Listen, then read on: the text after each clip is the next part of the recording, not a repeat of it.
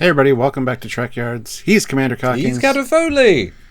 Today we're here to talk about Prodigy Season 2, episodes 11 through 16, which is two-parters.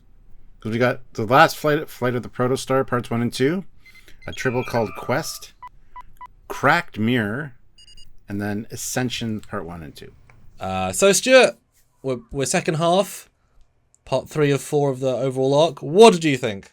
Very impressed. It got off to a good start. I like the deserted island feel and having to launch the Protostar on an ocean of vapor, collect deuterium, learn about antimatter and deuterium mixing. That's really cool that they threw that in there. It's a great way to introduce people to how a starship works. Tribble called Quest was pretty good. Got to see Klingon and some modifications to Tribbles. Cracked Mirror, of course, was awesome. It's just shattered again, but instead of different timelines, it's different realities. And I thought that was very interesting. It's cool to see the mirror universe, Janeway and Chakotay. And then Ascension, of course, is a big battle, which is amazing. And, of course, Zero getting their body back, well, their old body back, sacrificing themselves. And I thought it was a great middle chunk of a show. A Tribble called Quest kind of went a little, off the rails and kind of episodic, but they were there for a reason as well. So it's all building the Protostar back up and all that. So it was really, really well done, I think, and very enjoyable. How about you? What did you think of these episodes? Definitely stronger than the first 10. I think the first 2 with Chakotay are a little bit more kids show than they could have been, as in no problem is that hard to beat. Chakotay is not as he's a little bit grumpy and then fine. It's all very, very easy. No particular step is difficult, or apart from losing second in command, but that was obviously years ago. So that was all a bit easy. A really good visual ride. Like, loved the visuals of the beautiful, but just all a bit easy. Like, I like the setup with Dahl not being a captain, but like I say, a bit easy. And then also, like, you know, we haven't got a warp core or a pro drive. Give us 30 minutes, we'll have both. It's like, what? So again, kid show, bit easy. Tribble, loved it, really fun, really silly, but really good. Bird of Prey, beautiful, great Klingon, yeah, great, fantastic. Shadow Mirror, not quite the full potential of this. Thank you. Not quite the full potential of the story. They kind of spent a bit too much time in the preamble, and then, Shattered's gorgeous, but also they had a larger props and costumes wardrobe department to grab, and it felt more fully fleshed out. Good, not quite as good as it could have been, but good, and certainly not seeing Tuvix was a criminal act, really, but you know, so not quite full potential, but good. Ascension, not sure why it's called Ascension, because there's no Ascension happening in either part, but whatever, I'm sure we'll find out later. Good, although very much a single episode of normal Trek versus a 2-parter, but pretty darn good, but not so much as a Prodigy episode, more as just a roller coaster of space. Wouldn't say space battle, just like space stuff. It's more just a Star Wars episode with a Prodigy shell, which is fun, and the Zero stuff's pretty great, and explains why having a body. But last flight of the Protostar we'll just kind of cover as one, both parts. What do you think about the whole bit too easy everything comment? I both agree and disagree. I mean, yeah, 10 years is a long time. He would definitely be jaded, and you got a sense of that, but yeah, it did come about and fix rather quickly. I did love how it kind of started, though, with him being depressed about Adric being gone and his crew, and they just didn't have the time to play with that as much as they could have, I think. So I don't have a problem with it. It felt like a really good 2 episodes, the way that they kind of put them together. So I rather enjoyed that. I'm looking forward to a Protostar model now with sails and rudders. Need to get that. And you learn about the Bizarre collectors pulling in the deuterium. We got the Adric from the lightning storm, or we got the antimatter from Adric from the lightning storms. I thought it was really fun. It was a really fun, fast-paced 2 episodes, and I think it was just a sea adventure. It was cool to see like all of the ship terms being thrown around and them actually flying it like that. So I really enjoyed those 2. But it was a little quick and easy, as you said, but again, they didn't have the time to really let that gruffness kind of go away as it naturally would. So I think it's fine. Yeah, again, kids show, right?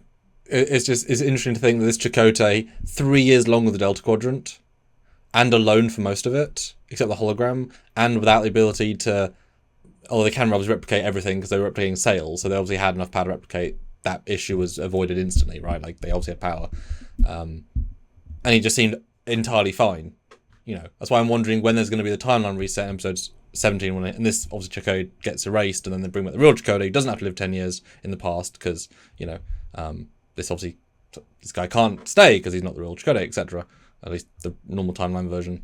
But yeah, he just was normal.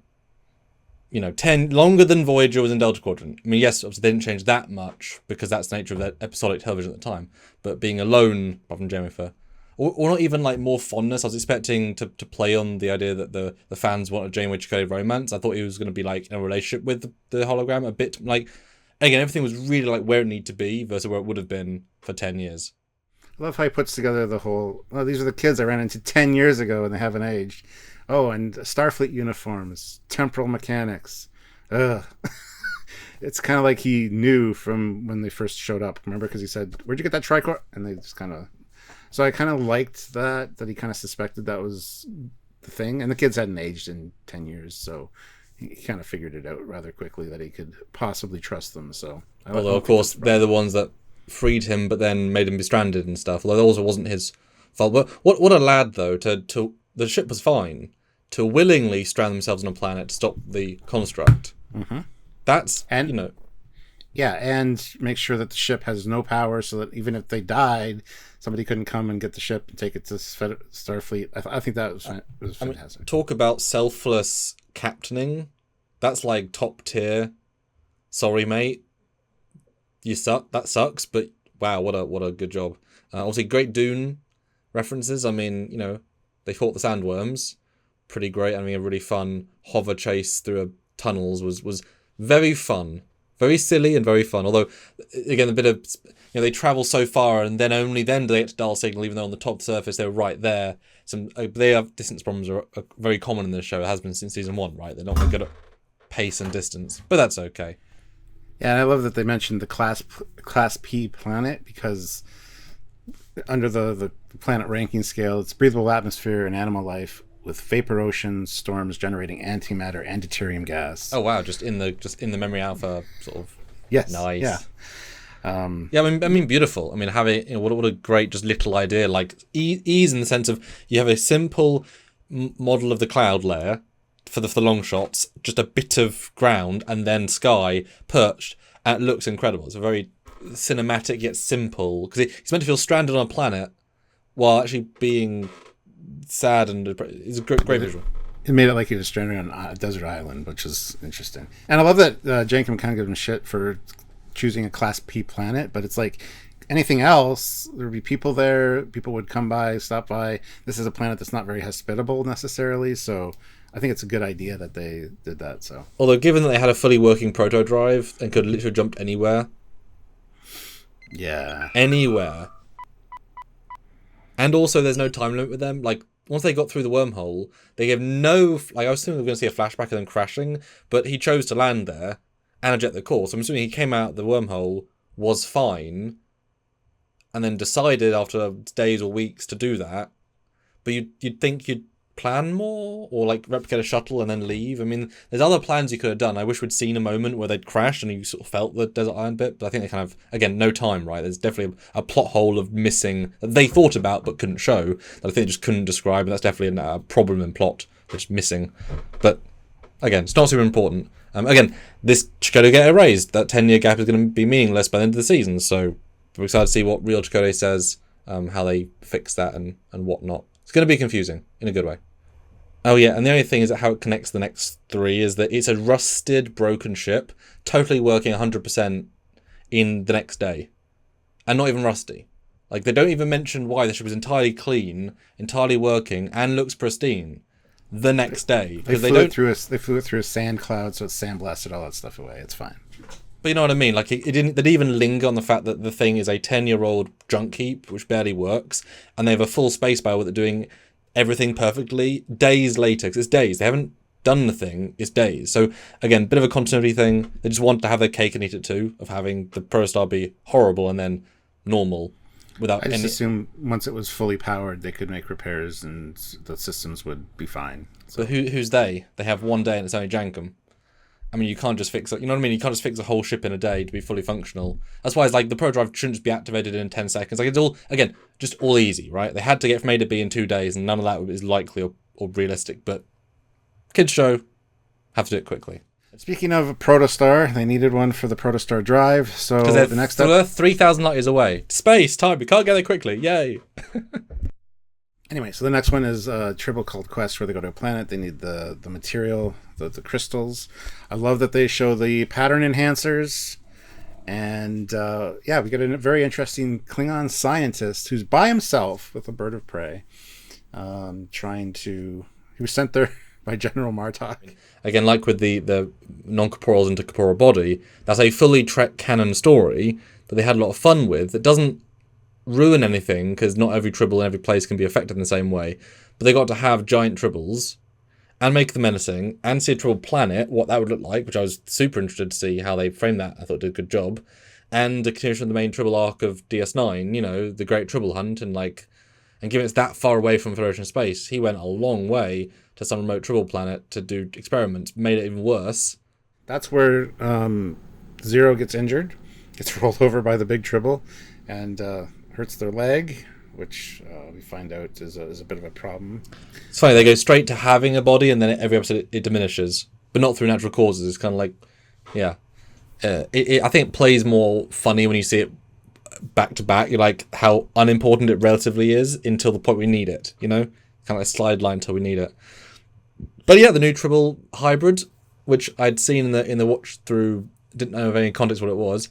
How cute, how quaint, and talks to Tribbles. That's a fun little, you know, and good, cute, and not overused, which I like. It was just sort of there, and it's there in the other ones. And it makes sense that Rock gets a permanent friend because they like cute and cuddly things, and now it's a Rock Tribble hybrid, which is crazy. And Rock was like, I don't want to look at it. It's a physical representation of my mistake.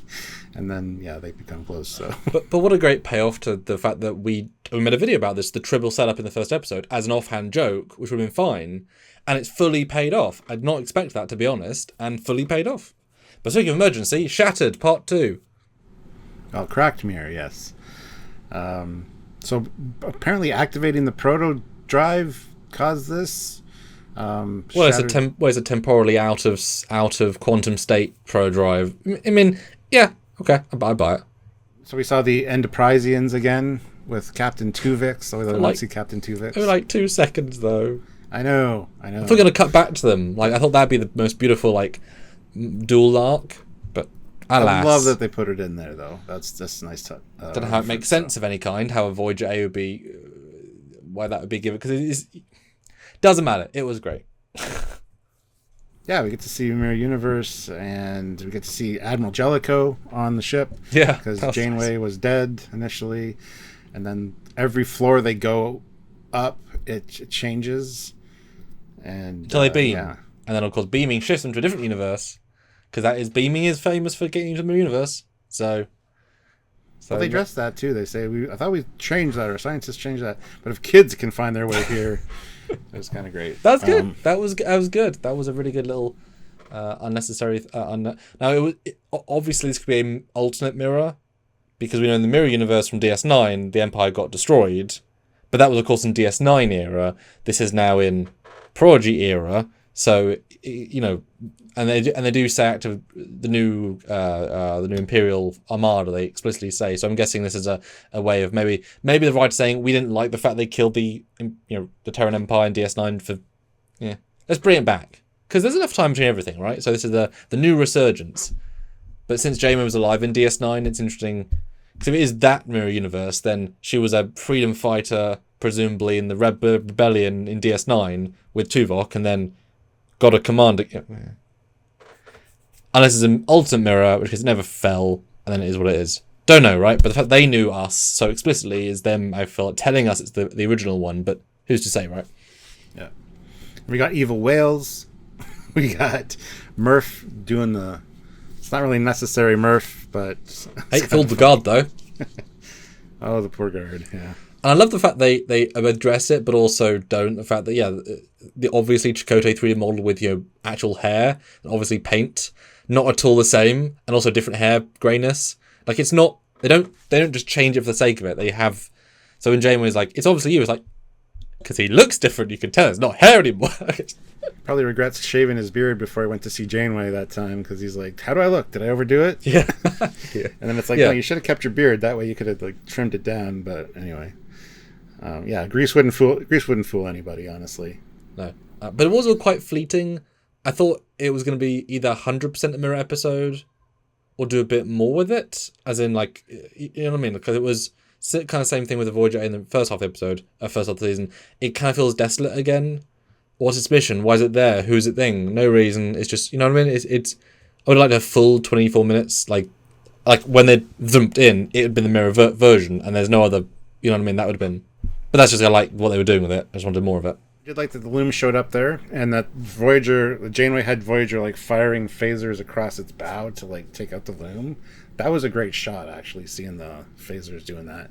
So that was cool. Although I noted that Chakotay's like, it's them, and it's like, you don't know who they are. Well, they would have told them about them. But a bit of an let them say it's them first, because you've not seen them, and I'm just small thing, but he hasn't dealt with them yet. Well, I like the little joke of, well, Wesley said he'll stop them in our universe. This isn't our universe, so they're mirror loom, kind of. You know, in the abstract, right? It's a funny way of dealing with that it's a different universe, therefore the loom can attack you because Wesley's not. But hey, it shows they're not god beings, because you can reverse shield and you can sort of stop them somewhere, and you can phase them, kind of, So it doesn't. They've nullified them by at least 50%, but I guess you kind of have to, because they're god beings, right? The actual reunion of Janeway and Chakotay was good. Considering he's wearing a mirror universe with grease all over his face. Not quite the impression he was going for, I'm sure. But it was nice to see those two see each other again. And they even... Was it this one? This one where they mention the original Admiral Janeway from Endgame. They talk about it. And it even says she gave us the designs for the uniforms. Because Admiral Janeway's like, yeah, it's kind of weird to see me in this uniform looking like her. Yeah, she says, it's funny how I'm almost at that uniform style, but not quite, and the combat is identical. Yeah, that was really nice when she hands him the com badge and he swaps from the Protostar to the standard issue, which that looks really good. The Protostar uniform with that, like, I think the boldness of the badge works better with the simplicity of the uniform. Small note, but that was and then we've got Ascensions parts 1 and 2. A lot less happens, I thought. So she's got Wesley captive, and he shows her like an possible future of the Voyager A being destroyed with this weapon, and she's like, I like that. And they fire it. We got the new fighters, which are kind of neat, the way they can, even the time device, which gets stuck in the ship, and it's like, okay, first of all, that probably should have just destroyed the ship, but anyway, and then it's like vroom, vroom, vroom. And it was starting to decay the ship, and even the computer was kind of glitching out. It was there for a long time. You think it would cause a lot more damage, and then when it pulls out, you don't see a force field activate around the hole, which kind of annoyed me because Zero was in there. Well, yeah, should have been blown out into space and died.